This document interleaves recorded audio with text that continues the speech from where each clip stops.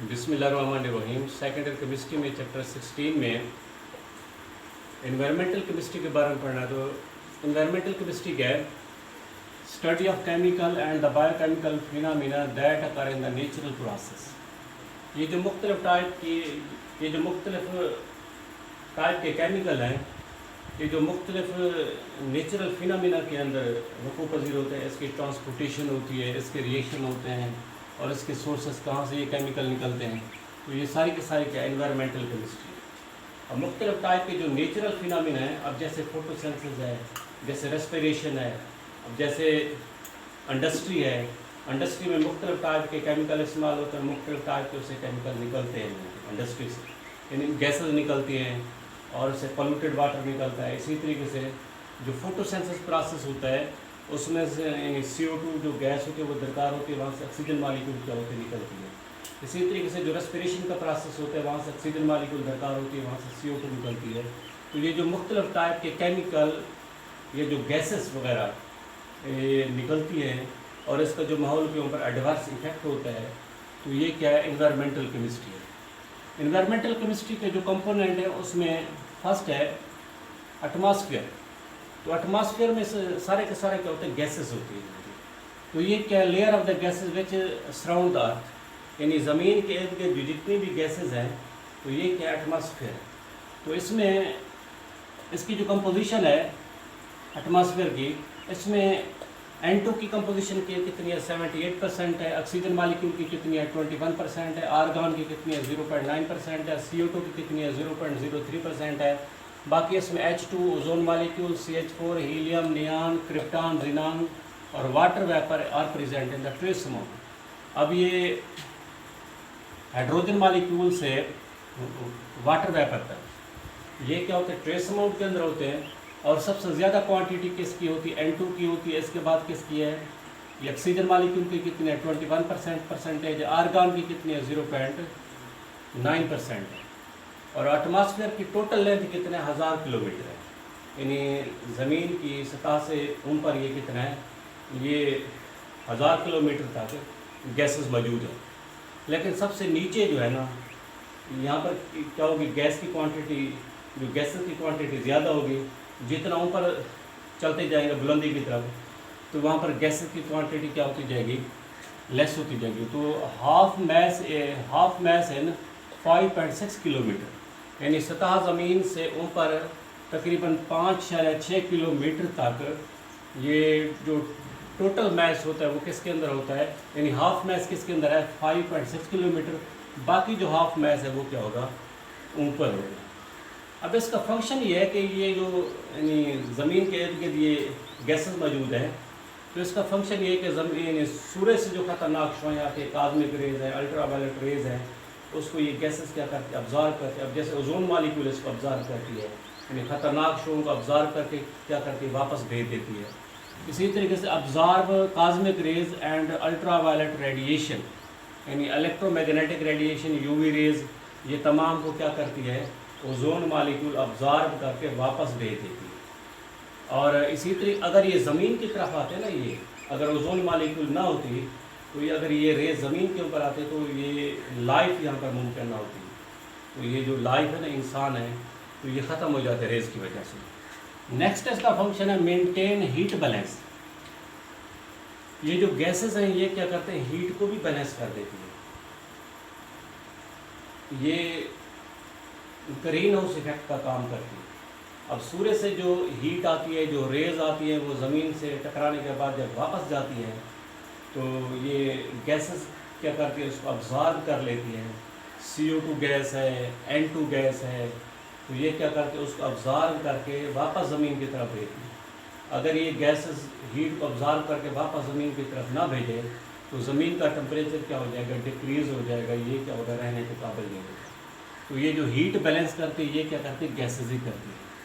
इसी तरीके से कुछ गैसेस लाइफ के लिए बहुत इंपॉर्टेंट होती है, जैसे ऑक्सीजन मालिक्यूल है। अब ऑक्सीजन मालिक्यूल ब्रीथिंग के लिए बहुत अहम होती है, रेस्पिरेशन के लिए। अब कोई यानी लाइफ ऑक्सीजन मालिक्यूल का बगैर मुमकिन ही नहीं है। इसी तरीके से CO2 है। CO2 ये फोटोसिंथेसिस के लिए अहम है। यानी जितने भी यानी खुराक तैयार हो रही है, फोटोसिंथेसिस हो रही है, उसमें क्या है, ये CO2 अहम होती है। इसी तरीके से एंटो मालिक्यूल प्लांट की ग्रोथ के लिए अहम होती है। एंटो मालिक्यूल ये नाइट्रोजन फिक्सेशन के अंदर भी इस्तेमाल होते हैं।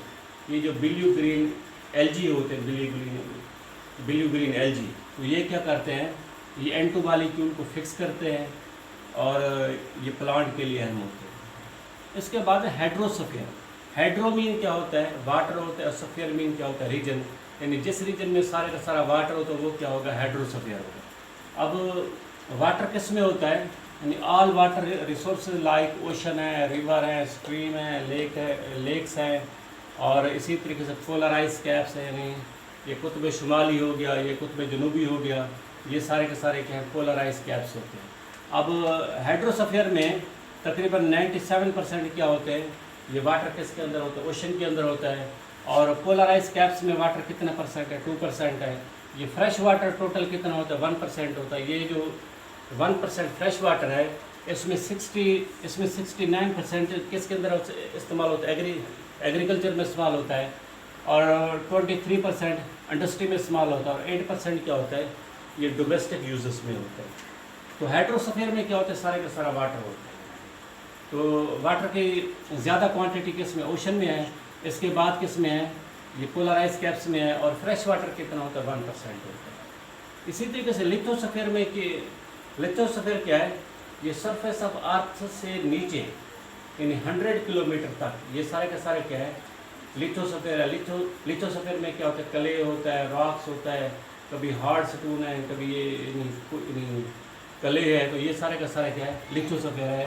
तो ये क्या होता है, rigid rocky crust of the earth and extend to the depth of 100 kilometre.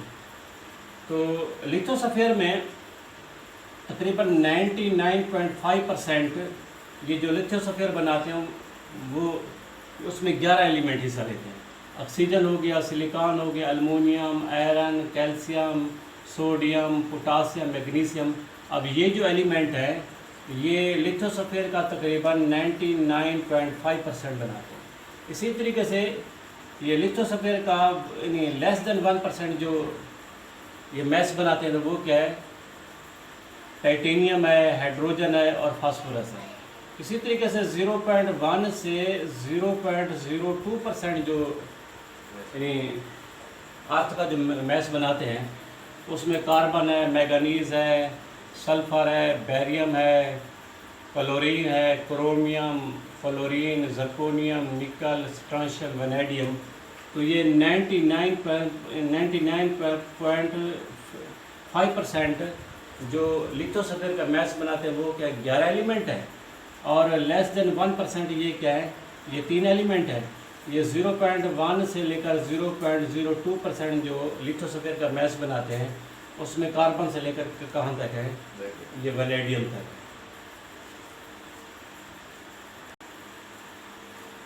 अच्छा, फोर्थ है बायोस्फीयर। बायो मीन क्या है, जानदार, और स्फीयर मीन क्या है, रीजन। यानी ऐसा रीजन जहाँ पर क्या लिविंग ऑर्गेनिज्म मौजूद हो, तो वो क्या होता है, बायोस्फीयर होता है। Region of earth capable of supporting life, यानी अर्थ का ऐसा रीजन जो लाइफ को सपोर्ट करे, तो वो क्या होता है, बायोस्फीयर होता है। अब ये जानदार मुख्तलिफ रीजन के अंदर मौजूद हो सकते हैं। ये लोअर एटमॉस्फेयर है, यानी एटमॉस्फेयर को जो निचला हिस्सा जहाँ पर हम रहते हैं, तो ये सारा का सारा क्या है, लाइफ को सपोर्ट करता है। ओशन हो गया, ये ओशन के अंदर फिशेज रहती हैं, और जो यानी एक्वेटिक लाइफ है वो रहती है जनरली। इसी तरीके से रिवर है, ये रिवर भी के इसके अंदर जानदार रहते हैं। लेक्स हैं, साइल हो गए, तो साइल के अंदर क्या रहते हैं, आर्थ्रोपोड रहते हैं। तो ये सारे के सारे जो रीजन है ये क्या करते हैं, लाइफ को सपोर्ट करते हैं। तो ये जो बायोस्फीयर की सबसे छोटी यूनिट क्या है, इकोसिस्टम होते हैं। इकोसिस्टम में जानदार और इन्वायरमेंट के जानदार और यानी इन्वायरमेंट के दरमियान में क्या होता है, ये मटेरियल का एक्सचेंज होता है। इकोसिस्टम क्या होता है, smaller unit of the biosphere which consist of community of the organism and there interaction with the environment. तो इकोसिस्टम में जानदारों और माहौल के दरमियान में क्या होता है, ये मादों का तबादला होता है। अब मुख्तलिफ टाइप के इकोसिस्टम हो सकते हैं, लैंड इकोसिस्टम हो सकता है, ओशन हो सकता है, इसी तरीके से रिवर इकोसिस्टम हो सकता है, टेरेस्ट्रियल इकोसिस्टम हो सकता है, फॉरेस्ट इकोसिस्टम हो सकता है, जहाँ पर कोई जानदार रहते हैं और माहौल उसको सपोर्ट कर रहा है, यानी माहौल और उस जानदार के दरमियान जो मुख्तलिफ मटीरियल का तबादला हो रहा है, तो वो क्या है, इकोसिस्टम है। तो इकोसिस्टम क्या हुआ, smaller unit of the biosphere which consist of the community of the organism and there interaction with the environment, यानी इन्वायरमेंट और लिविंग सिस्टम के दरमियान जो मुख्तलिफ केमिकल का एक्सचेंज होता है, मुख्तलिफ मटीरियल का जो एक्सचेंज होता है, तो ये क्या इकोसिस्टम होता है। तो इकोसिस्टम में क्या है, सिर्फ एक स्पीशीज़ नहीं होती, बल्कि क्या होता है, ये कलेक्शन ऑफ स्पीशीज़ होती है, मुख्तलिफ स्पीशीज़ का मजमूआ होती है। इस वजह से यहाँ पर क्या लेते हैं, कम्युनिटी लेते हैं, यानी कम्युनिटी और इन्वायरमेंट के दरमियान जो मटीरियल का एक्सचेंज होता है, तो दीज आर कॉल्ड इकोसिस्टम।